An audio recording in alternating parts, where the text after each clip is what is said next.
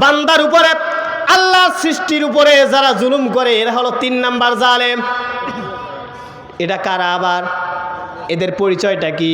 এদের পরিচয় হলো যারা অন্যের হক নষ্ট করে, বোনকে ঠকায়, ফুফুকে ঠকায়, রাষ্ট্রের সম্পদ সুযোগ পাইলে বিদেশে পাচার করে, আরেকটা হস্তকর, এমনকি বালিশের নাম দিয়ে তারা লক্ষ লক্ষ টাকা পাচার করেছে, দুর্নীতি করেছে, এমনও নজির দেখেছি আমরা। এমনকি নির্দোষ মানুষগুলোকে অন্যায়ভাবে যারা জেলখানার মধ্যে বন্দি রাখলো, এই যে অন্যায়ভাবে তাদেরকে নির্দোষ মানুষগুলোকে জেলখানায় বন্দি করেছে, তাদের উপর যারা জুলুম করেছে এটাও হলো জালেম। এমনকি জনগণের সম্পদ আত্মসাৎকারী, ব্যাংক ডাকাতি যারা করে এরাও জালেম।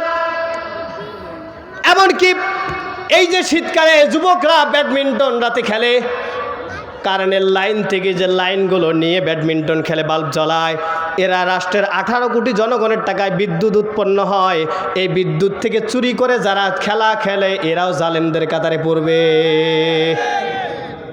এই জন্য যুবকদের বের হওয়া দরকার আছে না নাই? যদি খেলতেই মন চায় একটা মিটার থেকে লাইন নিয়ে নেন, টাকা দিবেন মাস শেষে। এরাও জালেমের অন্তর্ভুক্ত। আজকে না হয় রাষ্ট্রের সম্পদ যারা বিদেশে পাচার করেছে, কোটি কোটি সম্পদ, যারা বাড়ির পিয়ন পর্যন্ত, দারোয়ান পর্যন্ত কোটি কোটি টাকার মালিক হয়েছে, ব্যাংক ডাকাতি করেছে, রাষ্ট্রের সম্পদগুলো যারা ভক্ষণ করেছে অন্যায়ভাবে, এরা না হয় জালেমের কাতারে। কিন্তু যারা এখানে পাচারও করি নাই, লুটপাট করি নাই, ব্যাংক ডাকাতি করি নাই, কিন্তু আমরাও জালেমদের কাতারে কেমন করে? যারা বিয়ে করেছেন একটু বিবেকের সাথে তাল মিলান। যারা জোর করে শ্বশুর বাড়ি থেকে 1 লক্ষ টাকা একটা ইয়ামা এফজেড গাড়ি অথবা অ্যাপাচি গাড়ি নিয়েছেন, স্ত্রীকে সোনা গয়না ছাড়া বিয়ে করেন নাই, এরা শ্বশুরের উপর জুলুমকারী হিসেবে এরাও জালেম। এইরকম লোক কয়জন আছেন? একটু হাত তোলেন তো দেখি। স্যার একজনও নেই, কাদের সামনে ওয়াসল করিলে? আলহামদুলিল্লাহ বলেন। যৌতুক নেওয়ার লোক নাই এখানে? না নাই? আরেকটু জোরে বলেন আলহামদুলিল্লাহ। তাহলে এই ওয়াজ করার দরকার নেই। যারা নিয়েছেন শর্মের কারণে হাত তোলেন না, একটু মনে রাখেন এই যে শ্বশুরের উপর যে জুলুম করলেন, আপনি যে অন্যায়ভাবে আপনার শ্বশুরের উপর থেকে জোর করে 1 লক্ষ টাকা নিলেন, কিন্তু আপনার শ্বশুর খুশি হয় 2 লক্ষ টাকা, যে কোনো যায় আসে না, খুশি করে নিয়ে নেন আপনিও। কিন্তু জুলুম করে যদি নেন, আপনি জালেমকারী, শ্বশুরের উপর জুলুমকারী হিসেবে জালেম। এটা ফেরত দিতে হবে। এই যে সম্পদ পাচার করলো, রাষ্ট্রের নির্দোষ মানুষগুলো হাতে হ্যান্ডকাপ পরালো, গায়েবী মামলা দিল, রাষ্ট্রের সম্পদ যারা বিদেশে পাচার করলো, ব্যাংক ডাকাতি করলো, এরাও জালেম। এদের তওবা করে ফিরে আসতে কি হবে, কিভাবে আসবে? এদের তওবার জন্য 5টা শর্ত। এটা বলার আগে হক হলো 2 শ্রেণীর, একটা হলো আল্লাহর হক আর একটা বান্দার হক। আল্লাহর হক থেকে ফিরে আসা, তওবা করার 4টা শর্ত, বান্দার হক থেকে তওবা করার জন্য 5টা শর্ত। এই 5টা শর্ত মেনে যদি কেউ বান্দার হক নষ্টকারী তওবা না করে, ওয়াল্লাহি আল্লাহর নামে শপথ করে বলছি, ওয়াল্লাহি আল্লাহর নামে শপথ করে বলছি, কিয়ামত পর্যন্ত হায়াত পাইলেও তওবা করলেও আল্লাহর দরবারে তওবা কবুল হবে না, যতক্ষণ পর্যন্ত 5টা শর্ত মেনে তওবা না করবে।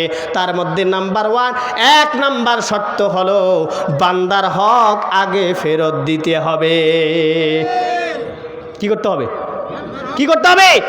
বান্দার হক আগে ফেরত দিতে হবে।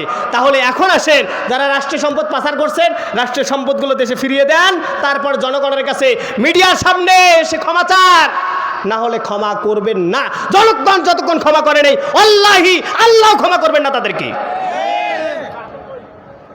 সম্মানিত ভাইরা, তাহলে যারা যৌতুক নিয়েছেন, শ্বশুরকে নিয়ে ফেরত দেন, দিয়ে স্যালেন্ডার করেন, শ্বশুর আব্বা ভুল হয়েছে, বুঝি নাই, নিয়েছে, এই যে দিয়ে গেলাম, আমাকে ক্ষমা করে দেন। তারপরে আল্লাহর কাছে ক্ষমা চান, নচেত ক্ষমা হবে না। সম্মানিত ভাইরা আমার, এইরকমভাবে তওবা না করলে, জনগণের সম্পদ ফেরত না দিয়ে তওবা করলে কবুল হবে না। এটা গেল 1 নাম্বার শর্ত।